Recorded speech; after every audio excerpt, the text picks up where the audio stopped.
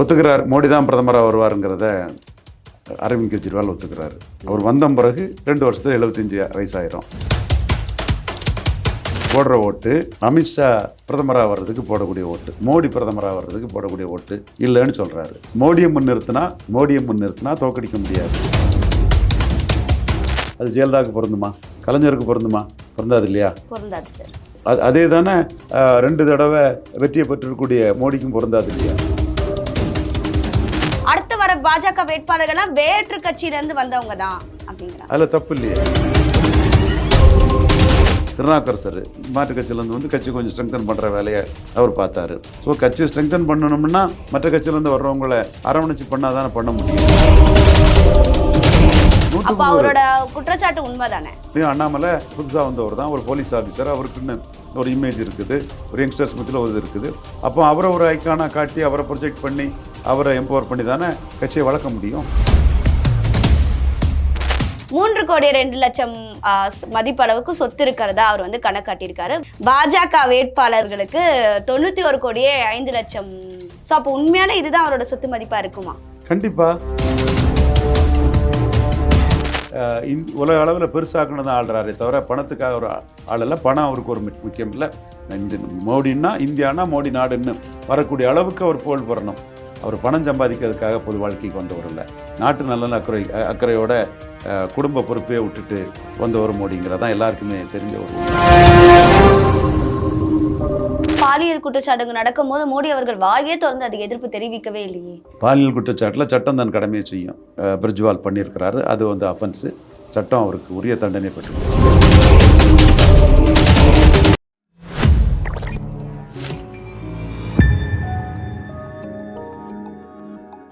Globe 360 நேயர்களுக்கு வணக்கம். இன்னைக்கு நம்ம நிகழ்ச்சியில அரசியல் விமர்சகர் திரு ரவீந்திரன் துரைசாமி அவர்கள் வந்திருக்காரு. வணக்கம் சார். வணக்கம் ராதிகா. எப்படி இருக்கீங்க? நல்லா இருக்கு ராதிகா, சொல்லுங்கம்மா. சார், ஆக்சுவலாக வந்துட்டு நான் என்ன கேட்க போறேன்னு உங்களுக்கே தெரியும். இப்போ ரொம்ப பரபரப்பாக பேசப்பட்டு இருக்கிறது வந்து அரவிந்த் கெஜ்ரிவாலோடைய ஸ்டேட்மெண்ட் தான். ஆஃப்டர் 75 மோடி அவர்களால் பிரதமர் பதவியில் நீடிக்க முடியாது, இன்னும் 2 வருஷத்தில் அவர் 75 ரீச் ஆயிடுவார். ஸோ அப்போ யார் பிரதமராக வருவா? பிரதமரை முன்னிறுத்தி தானே இவங்க தேர்தல் பிரச்சாரம் பண்ணுறாங்க. அப்போது அவர் இல்லைன்னா அடுத்த பிரதமர் யார், அமித்ஷாவா அப்படின்ற மாதிரி நான் கேள்வி எழுப்பியிருக்கார். சார், அதை பற்றி என்ன நினைக்கிறீங்க? ஒத்துக்கிறார். மோடி தான் பிரதமராக வருவாருங்கிறத அரவிந்த் கெஜ்ரிவால் ஒத்துக்கிறாரு. அவர் வந்த பிறகு 2 வருஷத்துல 75 வயசாயிரும். பாஜக அவங்க சட்டத்திட்டப்படி தான் நடப்பாங்க. அதனால அவங்க மோடி ரிசைன் பண்ணிட்டு யார் வருவார்னா அமித்ஷா வருவார். அமித்ஷா பிரைம் மினிஸ்டராக வரக்கூடாதுங்கிறாரு அரவிந்த் கெஜ்ரிவால். நீங்கள் போடுற ஓட்டு அமித்ஷா பிரதமராக வர்றதுக்கு போடக்கூடிய ஓட்டு, மோடி பிரதமராக வர்றதுக்கு போடக்கூடிய ஓட்டு இல்லைன்னு சொல்கிறாரு.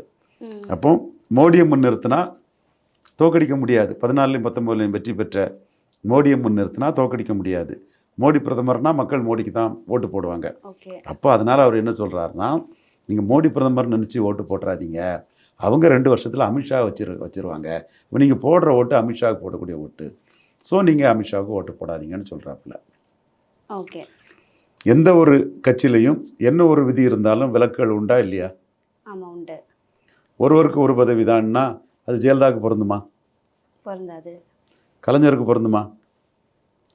பொருந்தாது இல்லையா? பொருந்தாது சார். ஒரு அதே தானே 2 தடவை வெற்றியை பெற்றிருக்கக்கூடிய மோடிக்கும் பொருந்தாது இல்லையா? வாஜ்பாயும் அத்வானியும் காங்கிரஸுக்கிட்ட, அதுவும் சோனியா கிட்ட தோற்று 3வது முறையும் தோற்றுருவாங்கன்னு சொல்லும்போது ஆர்எஸ்எஸ் மானத்தை, இந்த நாட்டின் மானத்தை, பாஜகவின் மானத்தை காப்பாற்றினது மோடி. அவருக்கு மற்றவங்களுக்கு பொருந்தக்கூடிய விதி பொருந்துமா? வெற்றி வீரருக்கு அது பொருந்துமா? 2 தடவை கட்சிக்கு தலைமையேற்று வெற்றி கொடுத்து 3வது முறையும் வெற்றியை தரக்கூடிய மோடி ஆயுள்கால பிரதமராக தான் இருப்பார், லைஃப் டைம் பிரதமராக தான் இருப்பார். நெஹ்ரு மாதிரி அவர் உயிர் உள்ளவரை அவர் தான் பிரதமர், அதில் எந்த மாற்றமும் இல்லை. நெஹ்ருக்கு சாதனையை முறியடிச்சுட்டு தான் அவர் பெரிய அளவுக்கு ஒரு உலக புகழ்பெற்ற ஒரு தலைவராக தான் விடைபெறுவார்.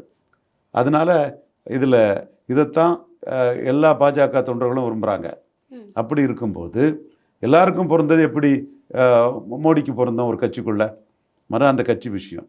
காமராஜ் வந்து தமிழ்நாடு சீஃப் மினிஸ்டராக இருக்கும்போது பதவி விலகி வயதானவர்கள் வந்து கட்சி பதவிக்கு போகணும், இளைஞர்களுக்கு அரசு பதவிக்கு வழி வரணும்னு ஒரு பிளான்னு கொண்டு வந்தார். அப்போ நெஹ்ரு நான் விலகிறேன்னு சொன்னார்.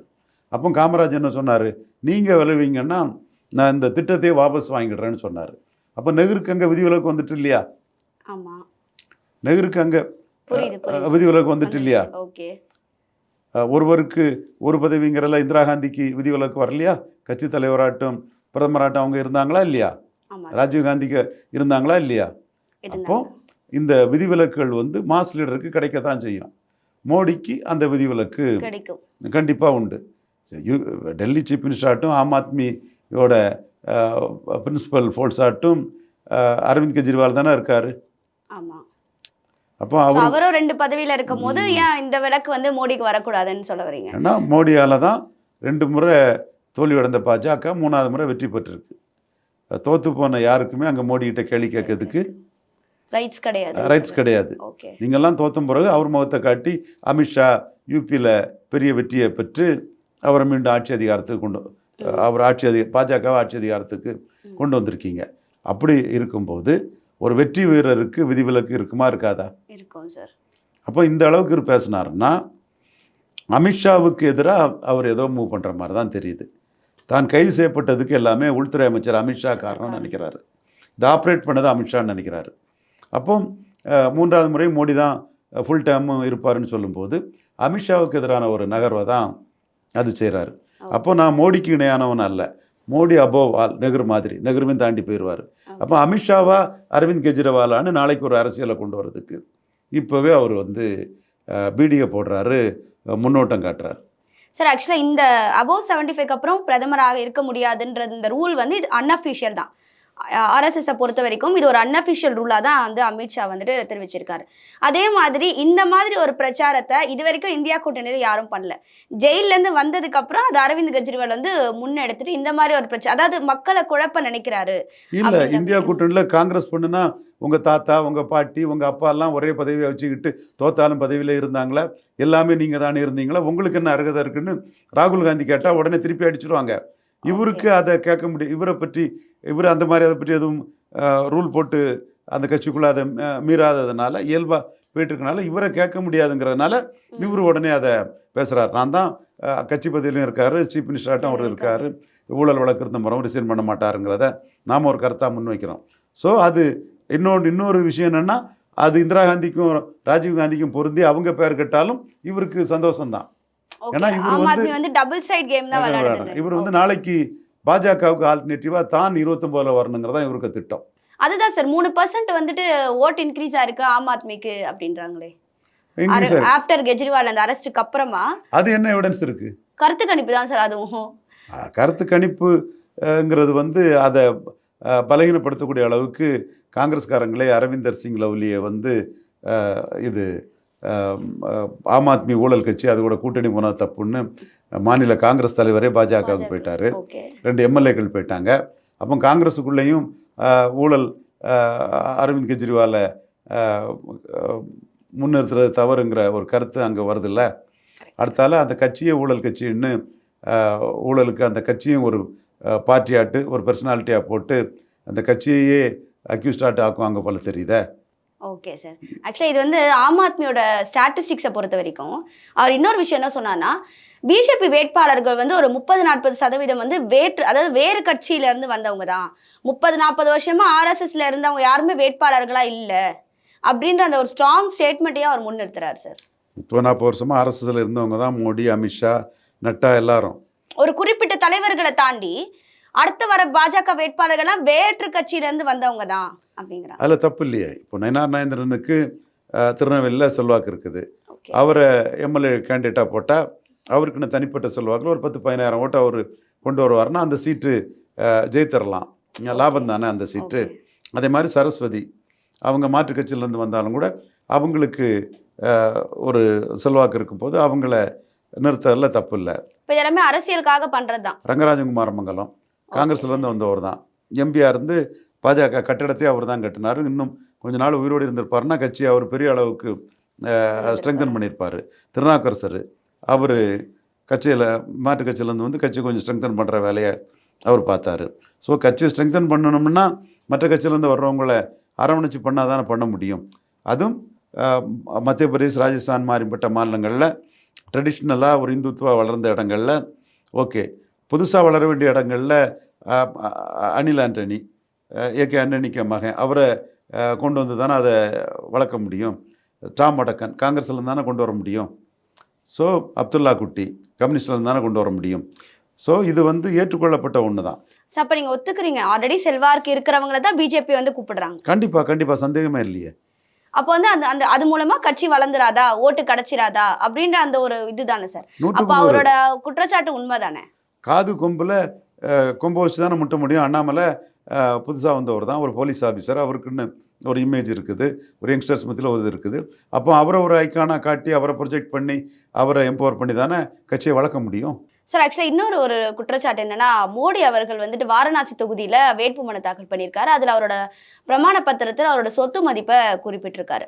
3,02,00,000 மதிப்பளவுக்கு சொத்து இருக்கிறதா அவர் வந்து கணக்காட்டியிருக்காரு. வாகனமோ இல்லை நிலங்களோ விவசாய நிலங்களோ அந்த மாதிரி எந்த ஒரு சொத்துக்களும் இல்லை அப்படின்ற மாதிரி மென்ஷன் பண்ணியிருக்காரு.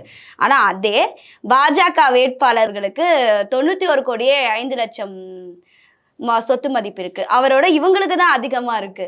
ஸோ அப்போ உண்மையாலே இதுதான் அவரோட சொத்து மதிப்பா இருக்குமா? கண்டிப்பா. ஒரு எளிய குடும்பத்திலேருந்து வந்தவர், நாட்டை கொள்ளையடிச்சு பணம் சேர்க்கறதுக்காக வந்தவர் இல்லை. அப்கோர்ஸ் கட்சி அரசியலுக்குள்ளே ஒரு கட்சி ஜெயிக்கணும்னா நிதி பெறுவாங்க. அது இல்லாமல் ஒரு இது அரசியல் நடத்த முடியாது. எல்லா கட்சிகளுமே பணத்தை வச்சு, காங்கிரஸ் போன்ற கட்சிகள்லாம் வந்து AK-47 மாதிரி பணத்தை வச்சு கொண்டு வரும்போது இவங்க வருங்கையில் போய் சண்டை போட முடியாது. கட்சி அரசியலுக்கு டொனேஷன்ஸ் வாங்குவாங்க, தொழில்பட்ட வாங்குவாங்க. அதை நம்ம மறுத்து பேச வேண்டிய அவசியம் நமக்கு இல்லை. இயல்பாக நடக்கூடியது தான். அது கட்சி வெற்றிக்கு ரிசல்ட்ஸும் ஒரு முக்கிய காரணம். பிஜேபி இன்னைக்கு ரிசல்ட்ஸ்ஃபுல்லாக இருக்காங்கங்கிறதும் உண்மை. உள்ளாட்சி தேர்தலில் 3வது அண்ணாமலை தான் வருவார்னு சொல்லும்போது டெல்லி ரிசல்ட்ஸ் பேக்கிங்கோடன்னு தான் நான் சொன்னேன். பட் மோடி புகழுக்காக தான் ஆள்றாரு. நாட்டை உலக அளவில் பெருசாக்கணும் தான் ஆள்றாரே தவிர பணத்துக்காக ஒரு ஆள் இல்லை. பணம் அவருக்கு ஒரு முக்கியம் இல்லை. இந்த மோடின்னா இந்தியானா மோடி நாடுன்னு வரக்கூடிய அளவுக்கு அவர் புகழ் பெறணும், அந்த அளவுக்கு நாட்டையும் உயர்த்தணும். அதுதான் மோடிக்கு நோக்கமே தவிர அவர் பணம் சம்பாதிக்கிறதுக்காக பொது வாழ்க்கைக்கு வந்தவர் இல்லை. நாட்டு நல்ல அக்கறையோட குடும்ப பொறுப்பையே விட்டுட்டு வந்தவர் மோடிங்கிறதான் எல்லாருக்குமே தெரிஞ்ச ஒரு உண்மை. சார் அப்போ அவ்வளோ நாட்டுக்காக செய்கிறோன்னு வரப்போ நிறைய பாலியல் குற்றச்சாட்டுகள் நடக்கும் போது மோடி அவர்கள் வாயே திறந்து அதுக்கு எதிர்ப்பு தெரிவிக்கவே இல்லையே. பாலியல் குற்றச்சாட்டில் சட்டம் தன் கடமையை செய்யும். அது வெஸ்ட் பெங்காலாக இருந்தாலும் சரி, கர்நாடகா இருந்தாலும் சரி, சட்டம் தன் கடமையை தெரியும். ஃபோர்ஸ்ஃபுல்லாக யாரையும் இது பண்ணக்கூடாது. அதை தான் ரேவண்ணாவோட மகன் பிரிஜ்வால் பண்ணியிருக்கிறாரு. அது வந்து அஃபென்ஸு. சட்டம் அவருக்கு உரிய தண்டனை பெற்றுக் கொடுக்கும். அது ஓகே சார், சட்டம் தன்னோட கடமை செய்யும்னு நம்ம அதை ஒதுக்கிட முடியாது இல்லையா. அதற்கு ஒரு பிரதமர், அதாவது அந்த பாலியல் வன்கொடுமை பெண்களுக்கு நடக்கும் போது கூட ஒரு பிரதமராக அவர் இருந்தார், பாஜக மாநில ஆளும் கட்சியாக இருந்தது. அப்போ அதை பற்றின ஒரு கருத்து தெரிவிக்கலையே. காசி மாதிரி அக்யூஸ்டாக இருந்துக்கிட்டு இப்போ காசி கன்விட் ஆகிருக்காரு. பெரிய அளவுக்கு நிறைய ஆட்களை ஏமாற்றி காசிக்கு இது வந்து தொழிலாட்டே காசி பண்ணியிருக்கிறான். அவன் இன்னைக்கு குற்றச்சாட்டாகி தங்கப்பாண்டியும் அப்பாவும் உடந்தங்கிற மாதிரி கன்விட் ஆகிருக்கிறாங்க. இன்றைக்கி வந்து இவர் வந்து குற்றஞ்சாட்டப்பட்டிருக்கிறாரு. நம்ம பிரேமா பேசி இதில் நம்ம பார்க்கும்போது அவன் அயோக்கியத்தனம் பண்ணியிருக்காங்கிற மாதிரி நம்ம மனசளவில் ஒரு முடிவுக்கு வந்திருக்கோம். பட் சட்டம் வந்து அவனுக்கு எல்லா வாய்ப்புகளையும் கொடுக்குது.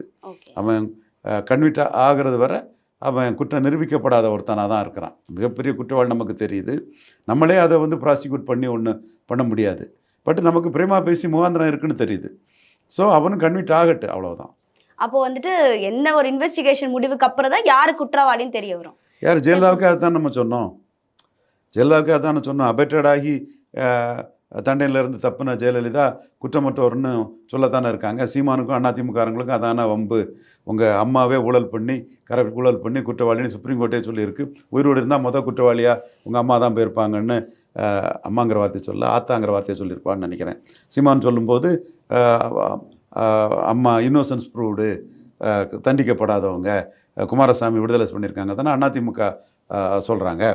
ஸோ இந்த அளவுக்குள்ள ஒரு இதே சொல்கிறாங்கன்னா கோர்ட்லேயே இன்னும் தண்டனை பெறலை. பட் மோசமான அஃபென்ஸு, கொடுமையான அஃபென்ஸு, இதை நான் இப்படி பேசுகிறதுக்கு 4 பேர் நம்மளை விமர்சனமும் பண்ணுவாங்க. நான் வந்து பிரேமா பேசி முகாந்திரம் இருக்குங்கிற மறுக்க வரல. But legal status he's now and accused தான். பிரிஜேஷ் பூஷனுக்கு இவங்க நிர்மலா சீதாராமன் சொன்னதும் அக்யூஸ்டு தாங்கிற அடிப்படையில் தான் அதை சொன்னாங்க. கன்விக்ட் அல்ல. கன்விக்டை என்டர்டெயின் பண்ணால் அது ஏற்றுக்கொள்ள முடியாது, சட்டமாக அதை ஏற்றுக்கொள்ளாது. சார் நீங்கள் இந்த கான்செப்டை கேட்டிருப்பீங்க, ஒரே நாடு ஒரே தேர்தல். இப்போ அதை தாண்டி ஒரே நாடு ஒரே தலைவர். அதாவது தேர்தலுக்கு அப்புறமா பிரதமர் மட்டும்தான், அதாவது மோடி அவர்கள் மட்டும்தான் ஒரே தலைவராக இருப்பார், மற்ற எதிர்க்கட்சிகள் எல்லாரையுமே அழிச்சிருவாரு, எல்லாரையும் ஜெயிலுக்கு அமிச்சிருவாரு அப்படின்ற ஒரு குற்றச்சாட்டை தான் இப்போ அரவிந்த் கெஜ்ரிவால் அவர்கள் வச்சிருக்காரு. ராகுல் காந்தி அதுக்கு ஒத்துக்கிறாரு. இல்லை, அரவிந்த் கெஜ்ரிவால் வந்து மோடியை மீறி 2 தடவை சட்டமன்றத்தில் ஜெயித்தவர் தானே. பாராளுமன்றம்னா மோடி ஜெயிக்கிறாரு, ஓகே, சட்டமன்றம்னா அரவிந்த் கெஜ்ரிவால் வெற்றி தானே பெற்றிருக்கிறார். அப்போ அவர் தலைவர் இல்லைன்னு சொல்லிட முடியாது. இந்த தேர்தலுக்கு அப்புறம் சார், இந்த தேர்தலுக்கு அப்புறமும் சட்டமன்றத்துக்குள்ள மோடி சீஃப் மினிஸ்டர் கேண்டிடேட்டாக வந்து நிற்க போகிறதில்ல. பாஜக ஒருத்தரை முன்னிறுத்துவாங்க, அல்ல முன்னிறுத்தாமல் இருக்கலாம். அப்படிப்பட்ட ஒரு சூழ்நிலையில் சட்டமன்றத்தில் மீண்டும் அரவிந்த் கெஜ்ரிவாலுக்கே வாய்ப்பு வரலாமே, நம்ம வராதுன்னு சொல்லதுக்கு இல்லையா. அப்போ எப்படி ஒரே தலைவர் ஒரே நாடுன்னு வர முடியும்? அவர் பிரைம் மினிஸ்டர், ஒரே பிரைம் மினிஸ்டர்னால் மோடி தான். மோடிக்கு இணையாக யாரும் இல்லை. காங்கிரஸே பிரைம் மினிஸ்டர் கேண்டிடேட் நிறுத்த முடியல. சோகால் இந்தியா அலைன்ஸால் பிரைம் மினிஸ்டர் கேண்டிடேட் நிறுத்த முடியல. ஸோ எதிர்க்கட்சிகளே ஒரே தலைவர், நாட்டுக்கான பிரதமர் பதவிக்கான ஒரே தலைவர் மோடிங்கிறத அக்செப்ட் பண்ணுறீங்க. அதுக்காக நாட்டுக்கு அவர் மட்டும்தான் ஒரே தலைவர்னு எப்படி சொல்ல முடியும்? ஸ்டாலின் இருக்கிறாரு, விஜயன் இருக்கிறாரு, சித்தராமையா இருக்கிறாரு. இவங்கெல்லாம் மோடி பிரச்சாரத்தை மீறி ஜெயித்தவங்க. இவங்கெல்லாம் மோடி பிரச்சாரத்தை மீறி ஜெயித்தவங்க தானே. அது எல்லாரும் ஜெயிலுக்கு அனுப்பிச்சிருவாங்க, அவங்களுடைய முன்னாடி செஞ்ச அவங்களோட ஊழல் குற்றச்சாட்டுகளோட எடுத்து அவங்கள ஜெயிலுக்கு அனுப்புவாங்க. அது எப்படி விசாரணை இல்லாமல் இது இல்லாமல் ஒருத்தர் ஜெயிலுக்கு அனுப்பிட முடியும்? ஒரு முதலமைச்சரே அமைச்சிருக்காங்களே அரவிந்த் கெஜ்ரிவால். அரவிந்த் கெஜ்ரிவால் அறிவிச்சிருக்காருன்னா ப்ரிவென்ஷன் ஆஃப் மணி லாண்ட்ரிங் ஆக்டுக்குள்ளே அவர் வந்துட்டார், அவ்வளோதான். ப்ரிவென்ஷன் ஆஃப் மணி லாண்ட்ரிங் ஆக்டுக்குள்ளே வராதவங்கள என்ன செய்ய முடியும்? அந்த அந்த அந்த வழக்குக்கு வந்து ஜாமீன் வந்து சிக்கலாக இருக்குது. நீதிமன்றமும் அதை என்டார்ஸ் பண்ணிவிட்டு மற்ற கிரிமினல் ப்ரொசீஜர்ஸ் கோடில் உள்ள மற்ற வழக்குகளுக்கு வந்து ஜெயிலுன்னா பெயில் உண்டு. மற்ற கேஸு 90 நாள் பெயிலு, மற்ற கேஸுக்கு ஒரு 50-60 நாளைக்குள்ளே அந்த வழக்கின் தன்மையை பொறுத்து பெயிலை விட்டுருவாங்க. சில கேஸ் வந்து இன்வெஸ்டிகேஷன் ஆஃபீஸரே இது ஒரு பெரிய அஃபென்ஸ் இல்லைன்னா அவரே ஜாமீனில் விட்டுறலாம், இது போலீஸே ஜாமீனில் விட்டுறலாம். மற்றபடி நீதியரசர்கள் வந்து வழக்கின் தன்மைக்கு தக்கன ஜாமீனில் விடுறாங்க. இது ப்ரிவென்ஷன் ஆஃப் மணி லாண்ட்ரிங்கில் வர்றதுனால வந்து ரொம்ப காலமாக செந்தில் பாலாஜி கேஸும் ரொம்ப காலமாக இருக்கிறாரு. 330 நாளாயும் ஜாமீன். அது ஒரு சின்ன கேஸ், அது ஒரு அந்த ரொம்ப ஒரு அஃபென்ஸின் தன்மை ஒரு பெரிய மர்டரோ அட்டெம்ப்ட் மர்டரோ ஒரு பெரிய தொகையை இது பண்ணக்கூடிய அளவுக்கு பெரும் தண்டனை கிடைக்கக்கூடிய அளவுக்கான ஒரு குற்றத்தன்மையும் இல்லை. ஒரு குற்றம்தான், குற்றம்தான். பட் அது மணி லாண்டரிங் ஆக்டுக்குள்ளே வந்ததுனால எவ்வளோ நாள் இருக்கிறாங்க? 330 நாள் இருக்காங்க. இந்த மணி லாண்டரிங்குள்ளே வராமல் இந்த மாதிரி ஒரு கேஸுன்னு சொன்னால் அது மிஞ்சி போனால் ஆன்டிசிபேட்டரி பெயிலே கிடச்சிரும். அப்படியே உள்ளே போனாங்கன்னா 10-12 நாள் உள்ளே இருந்தால் உடனே பெயில் கிடச்சிரும். நம்ம சென்னை நீதிமன்ற நீதி பரிபாலனம் வந்து இப்படி தான் நடந்துகிட்ருக்கு. ஆனால் மணி லாண்டரிங் ஆக்டுக்குள்ளே வந்ததுனால, ப்ரிவென்ஷன் ஆஃப் மணி லாண்டரிங் ஆக்டுக்குள்ளே வந்ததுனால இது பெயில் கிடைக்காம. பிஜேபியில் சேர்ந்துட்டா வெளில வந்துருவாரோ செந்தில் பாலாஜி? பிஜேபியில் அவர் ஒன்றும் சேரதுக்குள்ள வாய்ப்புகள் இல்லை. அவர் திமுகவில் ஸ்டாலின், கனிமொழி, உதயநிதி ஸ்டாலின் தான் கனிமொழிக்கு அடுத்து, ஸ்டாலினுக்கு அடுத்தபடியாக பவராக இருக்கிறாரு. கனிமொழி கலைஞர் காலத்திலே ஒரு முக்கியமான ஆளாக இருக்கிறாரு. அதே மாதிரி கொங்கு மண்டலத்தில் செந்தில் பாலாஜி ஸ்டாலினுக்கு அடுத்து செந்தில் பாலாஜிங்கிற அளவுக்கு ஒரு வெயிட்டானவர் தான். அப்போ இப்படி ஒரு வெயிட்டான ஒரு பெரிய இடத்த விட்டுக்கிட்டு எப்படி இன்னொரு கட்சிக்கு போவார்? இந்த கட்சிக்குள்ளே வெயிட்டாக தானே இருக்கிறாரு. ஸ்டாலினே அவரோட சாதனைகளை பேசுகிறாரு. அவரை பேசும்போது கைத்தட்டல் கிடைக்குது. மேலும் கொங்குல வளர்கிறதுக்கு அவரை தான் பாயிண்ட் பர்சனாக ஸ்டாலின் வச்சுருந்தார். இன்றைக்கி கர்நாடகா தேர்தல் காங்கிரஸ் வெற்றிக்கு ராகுல் காந்தி டிஸ்குவாலிஃபிகேஷன் தான் காரணம்னு சொல்லும்போது திமுகவுக்கு எதிரான ஒரு நடவடிக்கைகள் வரும்போது செந்தில் பாலாஜி அதில் ப்ரிவென்ஷன் ஆஃப் மணி லாண்ட்ரிங்கில் மாட்டிக்கிட்டார். ஸ்டாலின் உடனே அவரை தூக்கிடுவார், அது பண்ணிடுவார்லாம் சவுக்கு சங்கர் எவ்வளவோ சொன்னார். அது ஒன்றும் நடக்கலையே. அப்போ அவர் வெயிட்டுன்னு நினைக்கிறாரு. கொங்கு மண்டலத்தில் சாதிக்கணும், அதுக்கு செந்தில் பாலாஜியோட அமைப்பு ரீதியான பலம் தனக்கு துணை புரியணும்னு ஸ்டாலின் நினைக்கிறாரு. செந்தில் பாலாஜியும் ஒரு ஆளுங்கட்சியில் ஜெயலலிதா கிட்ட இருந்ததை விட இங்கே வெயிட்டாக இருக்கிறோம், ஆர்கனைசிங் இதுக்கு நம்மளை நம்புகிறாங்க, ஸோ நம்ம கெப்பாசிட்டி அவங்க பயன்படுத்துகிறாங்கன்னு சொல்லும்போது அவரும் திமுகவில் இருக்கிறதான் விரும்புகிறாரு.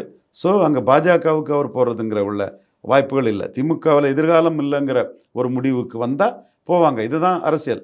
இப்போ செஞ்சி ராமச்சந்திரன், மதுராந்தா ஆறுமுகம் இவங்கெல்லாம் வந்து திமுக விட்டு ஏன் போனாங்கன்னா, திமுகவுக்கு எதிர்காலம் இல்லை, தப்பி தவறி கருணாநிதிக்கு எதிர்காலம் வந்தாலும் நம்மளை வாழ விட மாட்டார். அந்த மாதிரி அதான் கான்செப்ட். அப்போ வீரபாண்டியம் போகலன்னா கலைஞர் அவருக்கு கையை பிடிச்சிக்கிட்டு நான் உனக்கு என்னப்பா தப்பு பண்ணேன், நீ ஏன் எனக்காக போகிற, உன் கருத்தெல்லாம் கேட்குறேன், செயற்குழுல ஒன்றும் பெரிய முக்கியமான தலைவராக வச்சுருக்கிறேன், நீ ஏன் போகிறேன்னு சொல்லும்போது இல்லை தலைவராக நான் உங்கள் கூட தான் இருக்கேன்னு வைகோவை தூண்டி விட்டது. வைகோவுக்கு ஆதரவாக தினகரனில் 8 பக்கத்துக்கு அறிக்கை விட்ட வீரபாண்டியாரும் அங்கே நின்றுட்டாருன்னா கலைஞர் வந்து தலைவரே வந்து கையை பிடிச்சிட்டு போகாதுன்னு சொல்கிறாருன்னா நமக்கு இம்பார்ட்டன்ஸ் இருக்குன்னு அந்த முடிவுக்குள்ளே அவர் வராரு. இப்போ இங்கே வந்து செந்தில் பாலாஜிக்கு ஸ்டாலின் ரொம்ப முக்கியத்துவம் கொடுக்குன்னு சொல்லும்போது செந்தில் பாலாஜி மூலமாக மேற்கு மண்டலத்தில் கொங்கு வேளாளர்கள் மத்தியில் மட்டுமில்ல எல்லா ஜாதிக்குள்ளேயும் கட்சியை கொண்டு போகிறதுக்கு அவர் வெயிட்டேஜ்னு சொல்லும்போது அது நடக்குது. அதில் சவுக்கு சங்கர் தப்பாக யதார்த்த அரசியலை தாண்டி அதுக்குள்ளே சொல்லிட்டு தான் நம்ம சொல்கிறது கரெக்டாக வரணுங்கிறதுக்காக நம்ம சொல்கிறோம். அந்த வகையில் இவர் அவரை பலமாக தான் வேல்யூ அடிஷனாக தான் நினைப்பார். அவரும் இந்த கட்சி தான் தனக்கு பலன்னு நினைப்பார். நிர்மலா சீதாராமன் மேமா இருக்கட்டும், இல்லை அமித்ஷா அவர்களாக இருக்கட்டும், இல்லை பாஜக இருக்க மற்ற தலைவர்களாக இருக்கட்டும், எல்லாருமே வந்து மோடியை நிலைநிறுத்தி தான் பிரச்சாரமே செய்கிறாங்க. மோடி தான் அடுத்த பிரதமர் சொல்லிட்டு அவரை சுற்றி தான் எல்லா பிரச்சாரம் நடக்குது. மோடி கேரண்டி இதெல்லாம் நடந்துட்டு இருக்கு. இப்போ அவருக்கு 75 வயசுக்கு அப்புறமா அவர் நீடிக்கல அது அடுத்தது. அப்படி அவர் இல்லைன்னா அடுத்த கட்டத்தில் பார்த்தீங்கன்னா அமித்ஷாவும் யோகி ஆதித்யநாத்தும் தான் இருக்காரு அப்படின்ற அந்த பேச்சு வரும்போது, அப்போ யோகி ஆதித்யநாத்தை முன்னிறுத்தி அவங்க வந்துட்டு பிரச்சாரம் வந்து செய்ய வாய்ப்பில்லை அப்படின்னு உடனே நிர்மலா சீதாராமன் மேம் அங்கே ஸ்டேட்மெண்ட் தராங்க. ஸோ அப்போ அரவிந்த் கெஜ்ரிவாலோட விஷயம் இந்த அளவுக்கு தாக்கத்தை ஏற்படுத்தியிருக்கா பிஜேபிக்குள்ள, ஆர்எஸ்எஸ்குள்ள?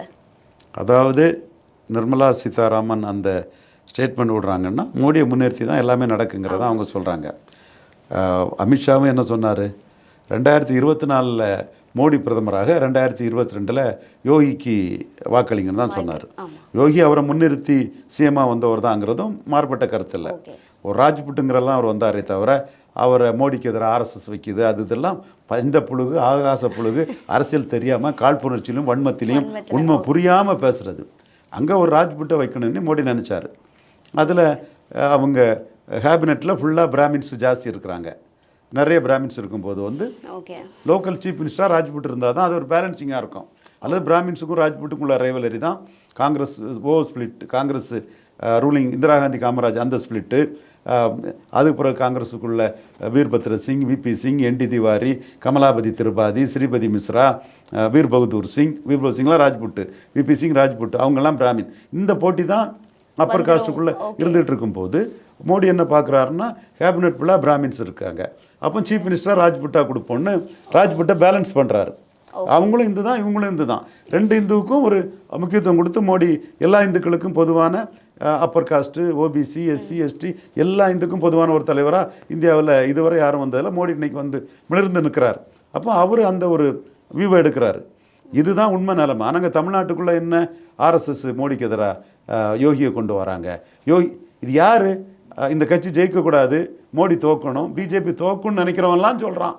அப்போ அவன் தான் புத்திசாலி, மற்றவங்களுக்கு யாருமே ஒன்றும் தெரியாது. அதாவது அம்பேத்கர் சொல்கிறாரு, அவன் எதிரி யாரை குற்றம் சொல்கிறானோ அவன் உனக்கு நம்பிக்கைக்குரியவன்னு அர்த்தம். மோடியா இவ்வளவுக்குள்ளே கரிச்சி கொட்டுறாங்க, இவ்வளவுக்குள்ளே வன்மமாட்டும் காழ்ப்புணர்ச்சியும் பேசுகிறாங்கன்னா சோனியா கிட்ட 2 முறை வாஜ்பாயும் அத்வானியும் தோற்ற பிறகு ஆர்எஸ்எஸ்க்கு மானத்தை, பாஜகவுக்கு மானத்தை, இந்த நாட்டின் மானத்தை காப்பாற்றின ஒரு தலைவராக இன்னைக்கு மோடி நிற்கிறாருன்னு சொன்னால் பாஜகவை ஜெயிக்க வச்சுட்டாரே மோடிங்கிற வன்மத்திலையும் காழ்ப்புணர்ச்சியிலும் மோடி மேலே கரிச்சி கொட்டுறாங்க.